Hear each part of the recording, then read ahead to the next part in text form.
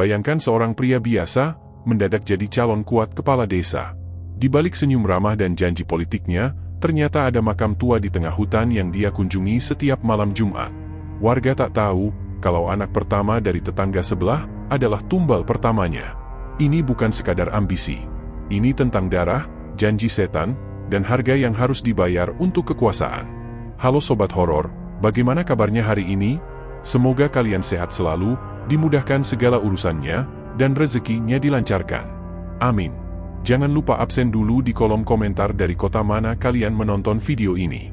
Dan selalu dukung channel ini dengan cara klik subscribe, dan komen agar saya rajin memberikan konten horor yang terbaik. Saya doakan yang klik subscribe rezekinya dilancarkan, bisnisnya laris, urusannya dimudahkan. Amin.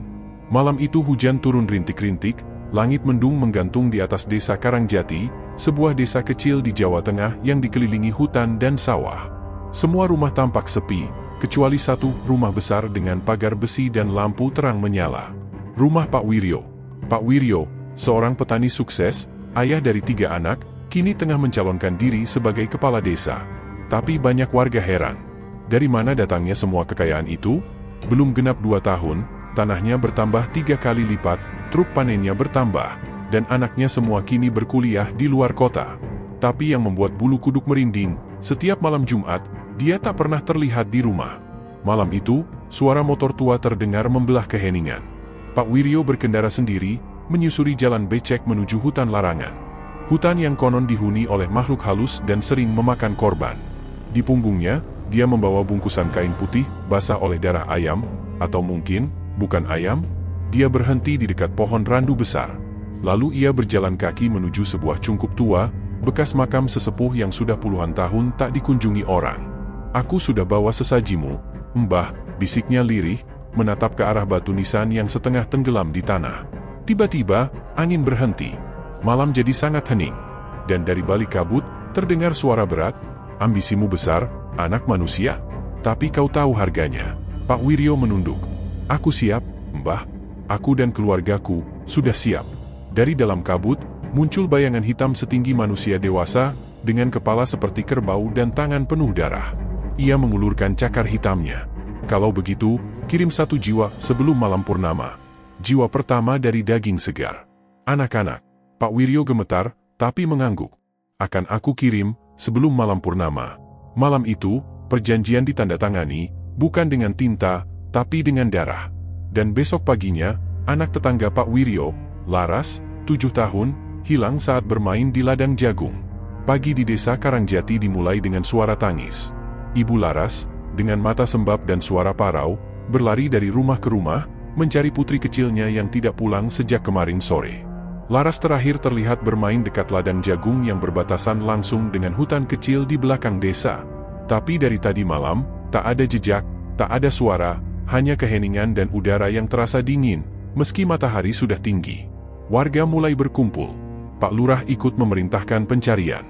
Pecah jadi 3 kelompok, sisir ladang, sungai, dan sumur tua, teriaknya. Pak Wiryo, yang juga hadir di sana, berdiri agak jauh dari kerumunan. Wajahnya datar. Matanya menatap kosong ke arah hutan. Tak ada guratan panik, tak ada empati. Hanya satu kalimat yang bergema dalam kepalanya, 1 jiwa, sebelum purnama. 3 jam pencarian tak membuahkan hasil. Sampai akhirnya salah satu warga berteriak dari dekat sumur tua di sisi selatan ladang. "Sini! Sini! Ada sesuatu di dalam sumur." Semua warga berlari ke sana. Sumur tua itu sudah bertahun-tahun tak digunakan, ditutupi semak belukar dan lumut. Salah satu warga menyalakan senter dan menyorot ke dalam. Air di dasar sumur terlihat tenang, tapi tiba-tiba ada suara. Seperti jeritan pelan, dari dasar sumur. Bukan gema, bukan hewan. Tapi suara anak kecil. Ibu! Ibu, tolong!" Suara itu membuat semua merinding. Bahkan beberapa warga langsung mundur, takut. "Cepat, turunkan tali!" teriak Pak Lurah. Salah satu pemuda desa, Andri, dengan berani mengikat pinggangnya dan diturunkan ke dalam sumur. Saat Andri sampai ke dasar, ia melihat sesuatu yang membekas di ingatannya selamanya.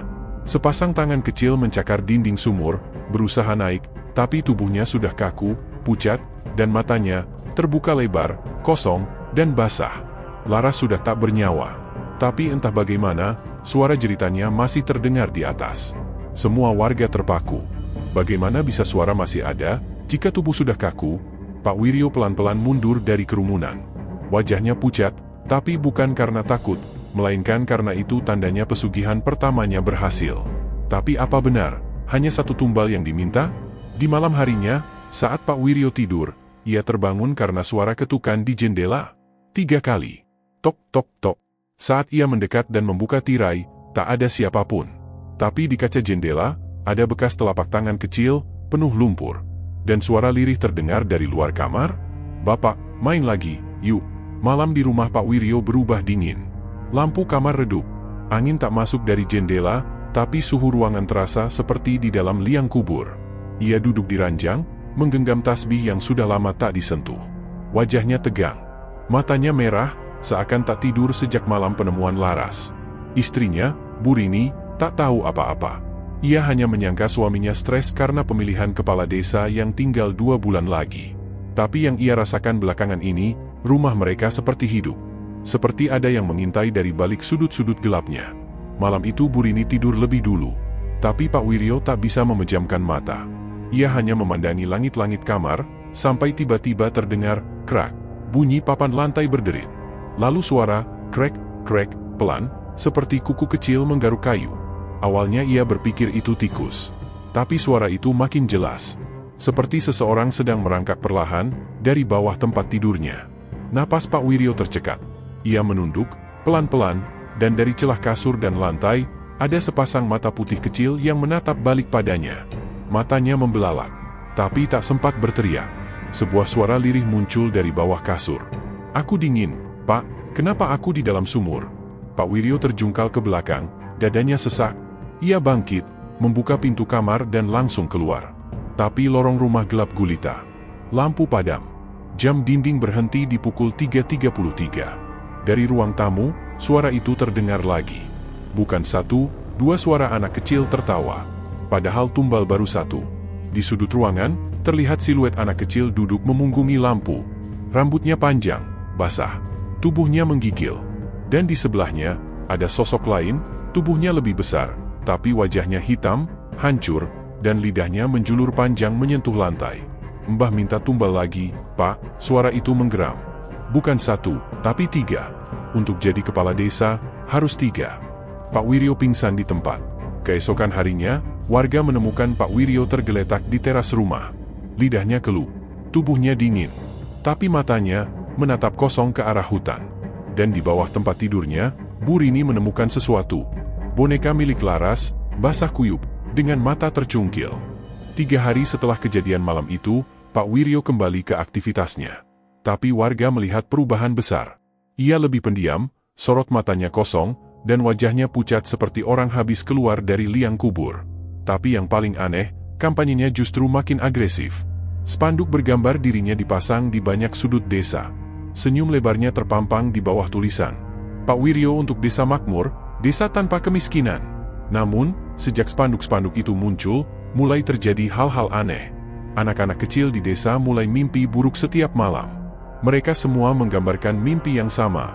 Seorang pria tua bertanduk duduk di bawah pohon randu, menawari mereka permen merah darah, lalu tertawa sambil menunjuk spanduk kampanye Pak Wiryo. Yang paling mengejutkan terjadi pada malam Minggu. Salah satu spanduk terbesar dipasang tepat di perempatan dekat balai desa. Menjelang tengah malam, terdengar suara jeritan dari arah spanduk itu. Warga yang datang hanya menemukan seekor kambing tergantung di tiang spanduk, lehernya nyaris putus, darah menetes hingga ke tanah. Namun anehnya, tak ada yang melihat siapa yang menggantungnya. Dan tak ada jejak kaki di tanah becek itu. Hanya bekas cakaran panjang di tiang besi. Sementara itu, di rumah, Pak Wiryo semakin tersiksa. Mbah pesugihan terus datang dalam mimpinya, kini bersama 2 sosok anak kecil yang matanya melotot tanpa kelopak. Malam purnama tinggal 5 hari, tumbal kedua belum kau serahkan. Pak Wiryo menangis, tapi ia tahu, ia sudah terlalu jauh. Dan malam itu, saat hujan turun deras, ia keluar diam-diam. Membawa sepeda motornya, menyusuri jalan kecil menuju rumah seorang janda tua yang tinggal bersama cucunya, Raka, bocah laki-laki berusia 10 tahun. Raka suka membantu di warung dan sering menyapa Pak Wiryo dengan sopan. Tapi malam itu, Ia tak tahu bahwa yang akan datang bukanlah Pak Wiryo si calon kepala desa, tapi Pak Wiryo si penjual jiwa. Pagi harinya, warga kembali dikejutkan. Raka hilang. Janda tua itu menangis meraung-raung, dan anehnya, semua spanduk Pak Wiryo kini penuh noda merah. Seolah bercak darah yang merembes dari balik kain. Warga mulai curiga, tapi tak ada bukti. Tak ada jejak. Hanya satu anak kecil yang mengaku melihat Pak Wiryo membawa karung besar malam itu dan masuk ke dalam hutan. Tumbal kedua sudah diberikan. Tapi mimpi buruk belum berakhir. Karena malamnya, seluruh rumah di desa Karangjati mengalami kejadian yang sama. Spanduk Pak Wiryo tiba-tiba terbakar sendiri. Tanpa api, tanpa suara. Tapi bau daging terbakar memenuhi udara. Dan dari api yang tak terlihat itu, terdengar suara lirih. Satu lagi, hanya satu lagi. Hari pencoblosan semakin dekat. Desa Karangjati tampak sibuk. Panitia pemilu desa menyiapkan TPS, mengecat pagar, menggantung bendera merah putih kecil, dan menata kotak suara di balai desa. Tapi suasana tak seperti pemilu sebelumnya. Semua terasa muram, mencekam. Seolah udara sendiri tahu bahwa sesuatu yang mengerikan akan terjadi. Beberapa warga bahkan memilih untuk mengungsi ke desa sebelah. Mereka tidak bisa menjelaskan kenapa, hanya merasa tidak nyaman tinggal di rumah sendiri, apalagi saat malam tiba. Pak Wiryo tetap berkampanye seperti biasa. Tapi semua orang bisa melihat ia bukan lagi manusia yang sama. Badannya kurus, kulitnya keabu-abuan, dan yang paling menakutkan, matanya tak pernah berkedip. Pada malam sebelum pemungutan suara, panitia mengecek kotak suara yang sudah dikunci dan disegel. Kotak itu diletakkan di ruangan tertutup di balai desa, dijaga 2 orang warga. Semua berjalan normal, sampai tengah malam. Tiba-tiba terdengar suara ketukan dari dalam kotak suara. Tok, tok, tok. Penjaga yang setengah tertidur langsung bangkit.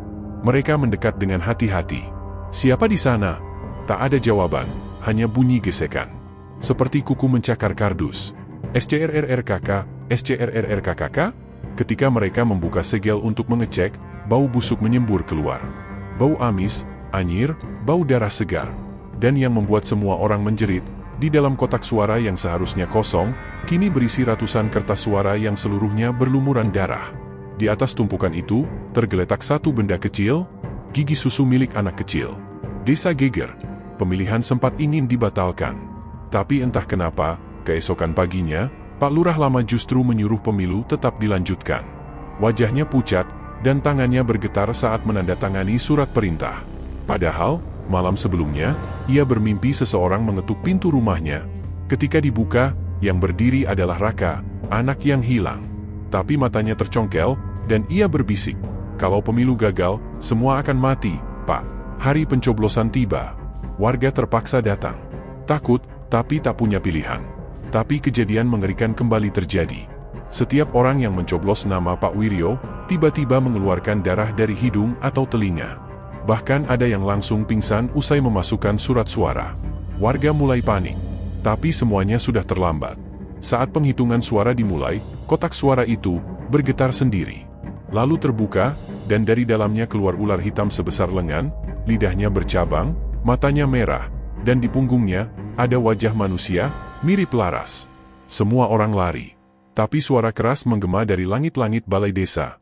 Satu tumbal lagi. Satu lagi. Pak Wiryo terdiam. Bibirnya bergerak pelan, seperti membaca mantra. Ia tahu, tumbal ketiga harus diberikan sebelum pelantikan. Dan kali ini, tumbalnya harus dari darah sendiri. Setelah insiden ular bermuka anak kecil di kotak suara, warga Karangjati hidup dalam ketakutan. Tidak ada yang berani keluar malam. Bahkan suara jangkrik pun seolah menghilang. Desa terasa mati, meski matahari masih terbit dan ayam masih berkokok. Pak Wiryo menang telak. Tapi tidak ada sorak, tidak ada tepuk tangan, tidak ada pesta kemenangan. Ia hanya duduk sendiri di ruang tamunya, menatap kosong ke arah kursi kosong di seberang meja makan. Kursi yang biasanya dipakai oleh anak bungsunya, Rani. Rani, mahasiswi semester akhir, baru pulang 2 hari lalu untuk merayakan kemenangan ayahnya. Gadis itu tidak tahu apapun soal pesugihan. Ia hanya bangga melihat ayahnya yang katanya berhasil dari bawah, dan sekarang jadi pemimpin. Tapi Pak Wiryo tak bisa tidur. Setiap malam, ia mendengar suara rantai diseret di dalam rumah. Lantai rumah penuh jejak kaki kecil basah. Dan setiap kali ia menoleh ke cermin, bayangannya tak memantulkan dirinya, tapi Laras dan Raka, berdiri di belakangnya, tersenyum tanpa gigi. Malam sebelum pelantikan kepala desa, Pak Wiryo bermimpi lagi. Ia berdiri di tengah kuburan tua.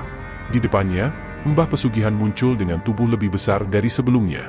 Matanya merah menyala, lidahnya menjulur sampai ke tanah. "Satu lagi, dari darahmu sendiri. Janji itu janji. Kalau tidak, maka semua yang kau cintai akan kami ambil. Termasuk istrimu. Termasuk rohmu sendiri." Pak Wiryo terbangun sambil berteriak. Keringat dingin membasahi tubuhnya. Dan di bawah pintu kamarnya, ada surat kecil ditulis dengan darah. "Rani, malam ini, pukul 3. Pak Wiryo terduduk. Tangannya gemetar. Ia melihat ke arah kamar anaknya. Rani sedang tidur pulas, dengan earphone di telinga dan selimut menutupi tubuhnya. Wajahnya tenang, seperti tak sadar bahwa ia akan jadi korban selanjutnya. Tapi kali ini, hati Pak Wiryo memberontak. Ia berjalan ke kamar mandi, membuka keran, dan menangis. Tangis yang keluar dari dalam dada, penuh penyesalan dan kehancuran. Ia menatap wajahnya di cermin, tapi yang ia lihat, bukan dirinya, melainkan tubuhnya tanpa kepala. Tiba-tiba, listrik padam. Rumah gelap, suara lonceng berdentang dari luar jendela. Jam menunjukkan pukul 3. Dan dari dalam kamar Rani, terdengar suara jeritan mengerikan. Bukan suara manusia, tapi suara makhluk yang sedang kelaparan. Pak Wiryo berlari ke kamar. Tapi terlambat. Di dalam, Rani sudah duduk di sudut ruangan, matanya kosong, bajunya penuh darah. Di depannya, ada simbol pesugihan tergurat di lantai. Dan berdiri di tengahnya, Mbah Pesugihan. Makhluk itu menatap Pak Wiryo sambil tertawa keras. "Tumbal ketiga telah diberikan. Kau akan mendapatkan tahta, tapi neraka akan jadi rumahmu." Pak Wiryo berteriak, jatuh ke lantai. Tapi Rani hanya menatapnya, dan berkata pelan, "Kenapa aku, Yah? Aku kan anakmu." Keesokan harinya, pelantikan tetap berlangsung. Pak Wiryo resmi jadi kepala desa Karangjati. Tapi di dalam foto pelantikan yang diunggah ke media sosial, terlihat sesuatu yang tak wajar. Di belakang Pak Wiryo, berdiri 3 anak kecil berpakaian putih, wajahnya pucat, dan matanya menatap lurus ke kamera. Balai Desa Karangjati dipenuhi undangan. Para pejabat dari kecamatan datang dengan wajah formal dan senyum palsu, menyambut Pak Wiryo yang kini resmi dilantik menjadi kepala desa. Tapi ada yang aneh. Udara terasa dingin meski matahari menyengat. Bendera merah putih yang dikibarkan di halaman balai, tak bergerak sedikit pun, seperti kaku. Seperti membeku. Pak Wiryo berdiri di podium, mengenakan seragam putih lengkap. Wajahnya pucat, tubuhnya kurus seperti orang sakitan. Tapi matanya, tajam. Terlalu tajam untuk seorang manusia biasa. Saat pembacaan sumpah dimulai, satu persatu warga mulai merasa mual. Beberapa muntah. Beberapa gemetar tak terkendali. Dan saat kalimat terakhir dari sumpah jabatan diucapkan, terjadi sesuatu yang tak bisa dijelaskan logika. Langit yang semula cerah tiba-tiba gelap. Petir menyambar, meski tak ada awan. Lalu darah menetes dari langit-langit balai desa. Awalnya hanya 1 tetes. Tapi makin lama, menjadi hujan. Hujan darah. Orang-orang berteriak. Beberapa pingsan. Seorang anak kecil menangis sambil menunjuk ke podium. "Ibu, itu ada anak-anak berdiri di belakang Pak Kades." Tak ada yang melihat, kecuali anak-anak kecil. Tapi kamera dokumentasi berhasil menangkapnya.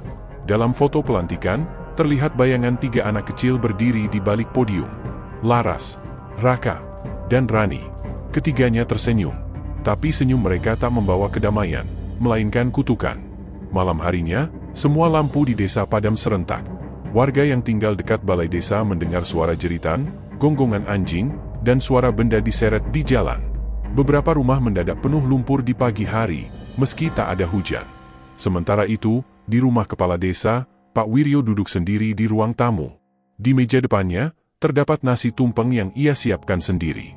Tapi tak ada yang ia undang. Hanya suara langkah kecil yang terdengar dari dapur, lalu lorong, lalu ke ruang tamu.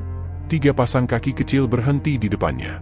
Dan suara mereka berkata bersama-sama, "Kami sudah penuhi janjimu, sekarang, giliranmu." Pak Wiryo menangis. Ia meraih pisau yang ia sembunyikan di balik meja. "Ambil saja semua, ambil semuanya, asal jangan ambil desa ini." Tapi suara dari dalam dirinya menjawab, "Kau bukan pemilik desa ini, sekarang, kami yang punya." Keesokan paginya, warga menemukan balai desa hangus terbakar. Dan di tengah puing-puing yang masih hangat, mereka menemukan kursi kepala desa, dengan pakaian seragam Pak Wiryo terlipat rapi di atasnya. tapi tanpa tubuh. Di sebelah kursi, ada secari kertas gosong bertuliskan, "Yang ditukar tak bisa diambil kembali." Balai Desa Karangjati dipenuhi undangan. Para pejabat dari kecamatan datang dengan wajah formal dan senyum palsu, menyambut Pak Wiryo yang kini resmi dilantik menjadi kepala desa. Tapi ada yang aneh. Udara terasa dingin meski matahari menyengat. Bendera merah putih yang dikibarkan di halaman balai, tak bergerak sedikit pun, seperti kaku. Seperti membeku. Pak Wiryo berdiri di podium, mengenakan seragam putih lengkap. Wajahnya pucat, tubuhnya kurus seperti orang sakitan. Tapi matanya, tajam. Terlalu tajam untuk seorang manusia biasa. Saat pembacaan sumpah dimulai, satu persatu warga mulai merasa mual. Beberapa muntah. Beberapa gemetar tak terkendali. Dan saat kalimat terakhir dari sumpah jabatan diucapkan, terjadi sesuatu yang tak bisa dijelaskan logika. Langit yang semula cerah tiba-tiba gelap. Petir menyambar, meski tak ada awan. Lalu darah menetes dari langit-langit balai desa. Awalnya hanya satu tetes. Tapi makin lama, menjadi hujan. Hujan darah. Orang-orang berteriak. Beberapa pingsan. Seorang anak kecil menangis sambil menunjuk ke podium. "Ibu, itu ada anak-anak berdiri di belakang Pak Kades." Tak ada yang melihat, kecuali anak-anak kecil. Tapi kamera dokumentasi berhasil menangkapnya. Dalam foto pelantikan, terlihat bayangan 3 anak kecil berdiri di balik podium. Laras, Raka, dan Rani. Ketiganya tersenyum. Tapi senyum mereka tak membawa kedamaian, melainkan kutukan. Malam harinya, semua lampu di desa padam serentak. Warga yang tinggal dekat balai desa mendengar suara jeritan, gonggongan anjing, dan suara benda diseret di jalan. Beberapa rumah mendadak penuh lumpur di pagi hari, meski tak ada hujan. Sementara itu, di rumah kepala desa, Pak Wiryo duduk sendiri di ruang tamu. Di meja depannya, terdapat nasi tumpeng yang ia siapkan sendiri. Tapi tak ada yang ia undang. Hanya suara langkah kecil yang terdengar dari dapur, lalu lorong, lalu ke ruang tamu. 3 pasang kaki kecil berhenti di depannya. Dan suara mereka berkata bersama-sama, "Kami sudah penuhi janjimu, sekarang, giliranmu." Pak Wiryo menangis. Ia meraih pisau yang ia sembunyikan di balik meja. "Ambil saja semua, ambil semuanya, asal jangan ambil desa ini." Tapi suara dari dalam dirinya menjawab, "Kau bukan pemilik desa ini, sekarang, kami yang punya." Keesokan paginya, warga menemukan balai desa hangus terbakar. Dan di tengah puing-puing yang masih hangat, mereka menemukan kursi kepala desa, dengan pakaian seragam Pak Wiryo terlipat rapi di atasnya. Tapi tanpa tubuh. Di sebelah kursi, ada secari kertas gosong bertuliskan, "Yang ditukar tak bisa diambil kembali." Setelah tragedi pelantikan dan lenyapnya Pak Wiryo, desa Karangjati berubah jadi tempat yang nyaris ditinggalkan harapan. Tak ada kepala desa. Tak ada kegiatan masyarakat. Warga hidup seperti hantu, takut berbicara, takut keluar malam, takut bahkan pada bayangan sendiri. Balai desa dibiarkan hancur. Tapi dari reruntuhannya, sering terdengar suara ketukan di malam hari. Seolah ada yang masih duduk di kursi kepala desa, menunggu. 3 malam setelah kejadian itu, datanglah hujan lebat yang tak berhenti selama 2 hari 2 malam. Sungai di pinggir desa meluap. Tapi airnya bukan coklat seperti lumpur, melainkan merah gelap seperti darah yang lama mengering. Pada malam ketiga, suara gamelan terdengar samar dari arah hutan. Tapi tidak ada yang berani memeriksa. Kecuali satu orang, Bu Kamsi, dukun tua yang dulu pernah memperingatkan warga soal aura gelap kampanye Pak Wiryo. Bu Kamsi masuk ke hutan dengan membawa sesajen dan sebatang dupa. Ia berkata, kalau kita tak tutup gerbangnya, yang dari neraka akan terus datang. Di dalam hutan, tepat di bawah pohon randu tua, ia menemukan lubang besar hitam menganga. Udara di sekitarnya panas seperti bara. Dan dari dalam lubang itu, keluar asap tebal yang berubah bentuk jadi wajah Pak Wiryo. Tapi wajah itu bukan wajah manusia. Kulitnya terkelupas, matanya tak ada, dan mulutnya robek hingga ke telinga. Suara berat terdengar dari kabut. "Aku kembali, untuk menagih janji kalian." Bu Kamsi gemetar. Tapi ia tak mundur. "Aku tahu kau. Kau bukan lagi manusia. Kau budak Mbah Pesugihan." Wajah kabut itu tertawa, lalu menjelma utuh jadi Pak Wiryo. Tapi kini, tubuhnya transparan, seperti arwah. Dan tangan kanannya terus meneteskan darah. Ia berkata dengan suara bergema, "Seluruh desa ini sudah menandatangani kontrak, lewat suara yang kalian coblos." Tiba-tiba, tanah bergetar. Pohon-pohon melengkung ke arah lubang. Dan dari dalamnya muncul ratusan tangan kecil, menggeliat, menarik-narik tubuh arwah Pak Wiryo. Tapi ia melawan. Ia berteriak, "Belum selesai. Aku belum ambil semuanya." Dan pada saat itu, roh Pak Wiryo pecah menjadi bayangan hitam yang menyebar ke seluruh arah desa. Keesokan paginya, warga menemukan jejak kaki penuh lumpur di depan tiap rumah. Dan yang lebih mengerikan, beberapa warga mendapati nama mereka tertulis di cermin rumah dengan darah. Orang pertama yang ditemukan tewas adalah Pak Karno, ketua panitia pemilu. Tubuhnya kaku di kursi, matanya membelalak, dan di dinding rumahnya tertulis, "Satu suara satu jiwa." Warga histeris. Desa resmi dilanda teror. Tapi belum ada yang tahu, malam ini, roh Pak Wiryo akan memilih siapa yang jadi tumbal terakhir. Malam terakhir di Karangjati. Langit seperti tak berujung, hitam, sunyi, dan menekan. Tak ada binatang berbunyi. Tak ada cahaya rembulan. Desa seolah berada di dalam ruang hampa, tak terhubung lagi ke dunia luar. Satu persatu warga mulai menghilang. Bu Kamsi ditemukan tergantung di pohon randu, lidah menjulur, matanya terbuka menatap langit. Anak-anak kecil lenyap dari tempat tidur mereka, meninggalkan bekas cakaran di dinding dan bercak darah kecil di bantal. Semua rumah kini menyisakan hanya satu hal di dalamnya, cermin yang memantulkan sosok Pak Wiryo, tersenyum. Di kantor kecamatan, petugas berusaha menghubungi Karangjati. Tak ada jawaban. Tim dikirim untuk menyelidiki. Namun saat mereka tiba di batas desa, jalanan yang biasa mereka lewati kini hilang. Hutan lebat tumbuh dalam semalam, seakan menelan seluruh wilayah desa. GPS tidak berfungsi. Peta menunjukkan desa tidak ditemukan. Dan satu-satunya penanda yang tersisa adalah bendera merah putih yang terbakar separuh, tergantung di pohon mati. Di bawahnya ada papan kayu tua dengan tulisan aneh. Tumbal terakhir adalah kalian yang melupakan. Sementara itu, di dimensi lain, atau mungkin di ruang antara dunia, Pak Wiryo duduk di singgasananya. Tapi bukan singgasana manusia. Ia duduk di atas tumpukan mayat dan tengkorak, mengenakan jubah kepala desa yang kini berlumuran darah. Di sekelilingnya, ribuan arwah berdiri bisu, matanya kosong. Dan di tengah ruangan itu berdiri Mbah Pesugihan, yang tertawa perlahan sambil berkata, "Kini kau bukan lagi kepala desa, kau jadi penjaga desa kutukan." Pak Wiryo menangis, tapi air matanya berubah jadi darah dan meleleh ke tanah neraka tempat ia kini berpijak. Ia berusaha mengingat suara Rani, senyuman laras, atau pelukan Raka, tapi semua memudar, digantikan tawa iblis dan jeritan tanpa akhir. Hingga hari ini, tidak ada yang tahu pasti apa yang terjadi di Karangjati. Desa itu hilang dari semua arsip. Tak ada dokumen, tak ada foto. Bahkan penduduk sekitar lupa pernah punya desa tetangga bernama Karangjati. Tapi kadang-kadang, saat malam sangat sunyi, di kejauhan, terdengar suara gamelan samar, dan tawa anak kecil bercampur tangis. Dan jika kau bermimpi berdiri di depan gapura tua dengan tulisan, "Selamat datang di Karangjati," jangan masuk, karena kau mungkin menjadi tumbal berikutnya.